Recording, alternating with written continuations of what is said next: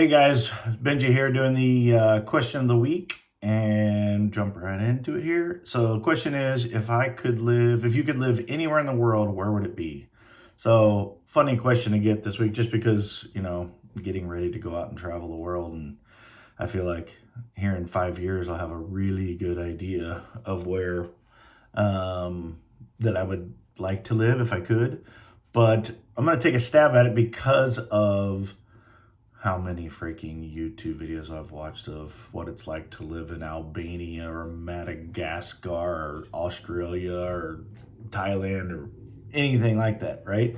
So, um, so I think I'm gonna say if I could live anywhere in the world, from everything I've seen, I would probably look at. I'm actually gonna have to look at the map here. Let me see. I would probably live in those countries, at least right now, that are just north of Greece. Let's see. So I'm going to call it, I'm going to pick, oh man, it's either Montenegro or Albania. So, and I think the reason for this, and here's why. I think, man, I don't know. So, no, here's my real reason. So, living in these countries, they're gorgeous. They're overly affordable. Like people live there for $1,500, $2,000 a month for a couple. That's food, healthcare, lodging, everything. Right. So let's call it, if you want to live really nice, you could live there for $3,000 or $4,000 a month, and you're still so close. Like you are. I'm sorry for looking away from the video, but you are next door to Greece. You are across the Adriatic Sea, right? To Italy. I mean, we're talking a hour flight. And of course, now the rest of train rides are now to France, Germany, Austria, Switzerland, I mean, all the countries, right? So I think the location would be fabulous, and I think it's great. My second choice, and probably would have been my first choice, after a month of watching videos of where to live and where to visit in the world. Because keep in mind, this is before I've gone. Like if somebody watches this video 5 years from now, they're gonna be like, "Why did he say that?" Like he ended up loving, you know, Poland the most, and that's where they ended up living. Blah blah blah. But right now, I think a month in, I would have said Thailand or Vietnam, and without question, because everybody that moves there loves it. They're like, the people are incredible, the food's incredible. You can get a fabulous place to live for $500 to $1,000 a month. The food you will spend $200 on a month. Like you're talking, $1,000 to live like we do in America, right? It's that cheap, and the people are great. Healthcare, in Malaysia and the Philippines area down there, fabulous. You're super close to Australia, New Zealand, South Korea, Japan. For some other countries to visit, and really not that far from Europe as well. So I think those are both the places. So if I was to pick, I would say I that I pick, Montenegro. Now, right, for people that travel, Croatia is all the buzz. Like that's the new place to go, right? It used to be Italy 5 years ago, 10 years ago. No, I'm gonna say, yeah. Let's say 10 years ago it was there. 5 years ago it was Greece. Now everybody's going to Croatia, but now all the upcoming people, they're all saying, yeah, now Croatia's getting, Italy's overrun with tourists. Greece now overrun with tourists. Croatia's getting there, and so now all these people, they're going to Montenegro and Albania and saying that this is where it's at right now. So in 5 years, this will probably change, and everybody's moved away from Spain and France and Italy to these countries, and now it's time to go back to Spain or something. Who knows? But for right now, for today, if I could move anywhere from everything that I've seen, yeah, Albania, Montenegro, um, Thailand, Vietnam. Those four countries. If I had to throw a fifth in there, yeah, Malaysia. So just another one. Just Kuala Lumpur would probably be it. It looks like Kuala Lumpur is probably one of the countries that I'm most excited about, cities that I'm most excited to go to, because there are a couple people that I follow that I just think are really sharp.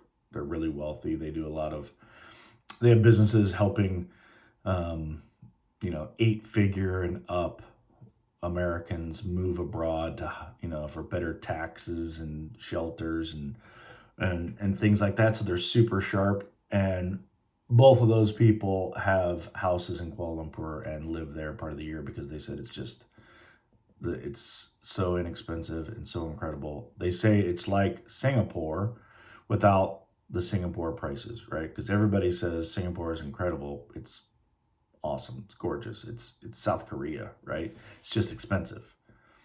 But you can go to Kuala Lumpur and get 90 to 95% of the amenities and the food and the everything. And now it's just a little bit. It's just a fifth of the price. Instead of spending, $4,000 on a place in Singapore, you now can spend, $800 in Kuala Lumpur, and still be in Malaysia, still have the incredible healthcare, still have, crazy speeds of internet. The internet speeds they have over there are outrageous, but I assume they have to with all the call centers for all the American countries, I assume, because that's where typically, all the Philippines and everything is where we have a lot of this stuff outsourced to. Other reason why Montenegro and Albania would probably be my choice is simply weather, right? So the one thing that you do have in Thailand and Vietnam, again, it's why I don't know if any place is like incredible year round. There are some, like you can go to the Cayman Islands. I think the Cayman Islands is the place in the world that has the least amount of temperature fluctuation per year. And I think it's like 11 degrees. I think it's like 71 to 82. That's their fluctuation for the year. So that is madness. And that it's perfect, all right? I mean, San Diego, pretty close to San Francisco, all those on the California coast are pretty good too. But with Thailand and Vietnam and Malaysia, it's hot, right? And it's hot most of the year. Not most of the year. It's hot all year. Whereas Montenegro, Albania, you're still getting cooler temps. You still have the mountains, that keep it a little bit more temperate, but you still have, the Mediterranean Sea, the Adriatic Sea right there that keep it, from getting too cold in the winter. But actually, I want to look up, let's see. Let's just look at Montenegro.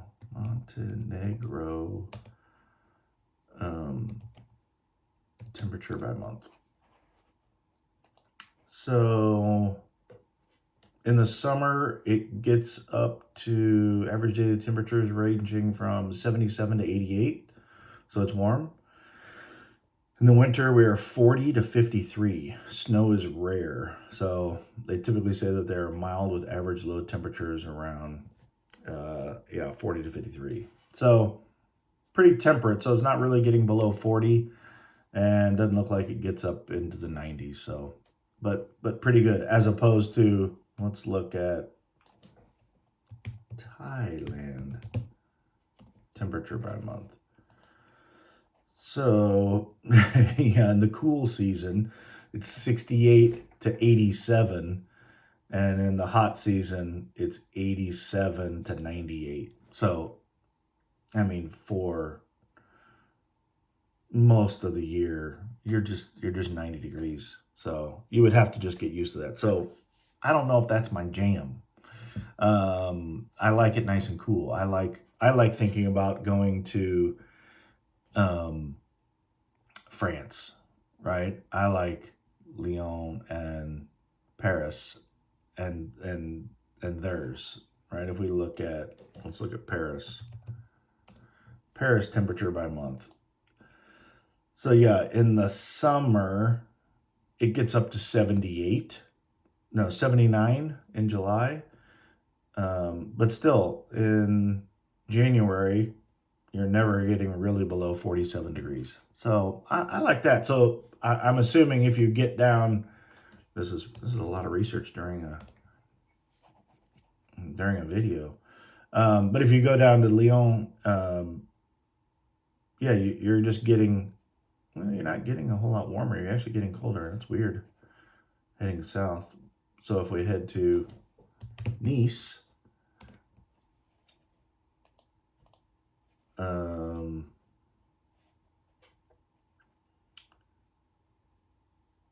it's still not that, still doesn't get that warm. So you're only talking low 80s. Um, is kind of what it's saying. It's just kind of saying, yeah, it's, you're getting 82, 84 degrees in the heat.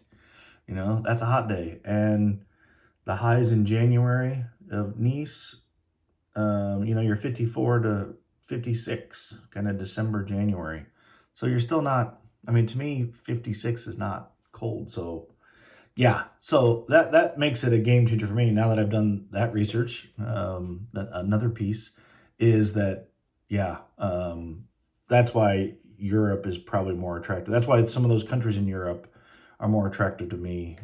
Montenegro, Albania, Croatia, kind of things that are the ones that are kind of undiscovered at this point. So they're the prices and for lodging and all that kind of stuff are still overly affordable. You can kind of live like a king and still save a bunch of money. I mean, here in America, we're spending, right? This is September 29, 2025. We spend, just for our house and everything along with it, we're spending $7,500. To live, we're probably spending, 12 to 15,000, I would say, probably closer to 15,000 to live. Now that's with kids and things going on. Mortgages, that's a big mortgage. But to go over there to some of these countries where you can spend 4 on everything, it does make you go, huh, man, why don't we do that? Why are we staying over here in America where it's so expensive? So that's my answer. That was a lot longer answer. I thought it was going to be like a 3-minute video. And I was giving a quick answer, but I should stop thinking that because I always can just kind of keep talking. So that's what I have. I would go to, if I had to pick, I would just say, yeah, I'm gonna move to, I actually would say Albania. It's a little bit further south. There's more coastline than Montenegro. And I feel like Croatia is probably becoming Italy. So that's what I would do. I would go to those 2 countries just to say, hey, weather, affordability, closeness to incredible countries of every kind of, culture that you can imagine, and still not being that far. If I scroll out, yeah, I mean, you're far. I was going to say you're not that far to like, Thailand or Vietnam on the other side, but man, yeah, you got to go through. Yeah, it's a lot. It's closer than the United States, but it's not much closer, doesn't look like. So that's what I got. All right. See you guys. Bye.